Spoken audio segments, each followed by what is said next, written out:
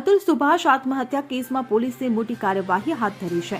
મૃતક અતુલ સુભાષની પત્ની નિકિતા સિંઘાનિયા, તેની માતા નિશા સિંઘાનિયા અને ભાઈની બેંગલુરુ પોલીસે ધરપકડ કરી છે।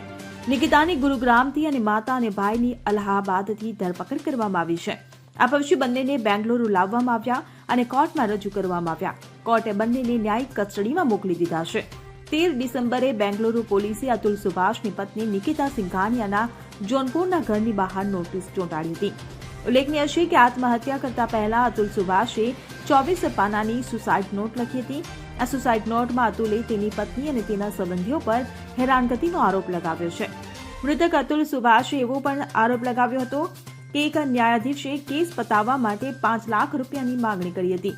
ત્યારે અતુલ સુભાષના આપઘાત બાદ તેના સાસરિયાઓ ફરાર થઈ ગયા હતા। જોનપુરમાં પોતાનું ઘર છોડી દીધું હતું। પોલીસ તેની ધરપકડ કરવામાં વ્યસ્ત હતી। હવે ત્રણેય આરોપીઓની ધરપકડ કરવામાં આવી છે। Bureau report CN24 news. હવે જુઓ દેશ દુનિયાની તમામ ખબરો તમારી આંગળીના ટેરવે। ઉઠાવો મોબાઈલ અને Google Play Store પરથી ડાઉનલોડ કરો અમારી CN24 ન્યૂઝ મોબાઈલ એપ।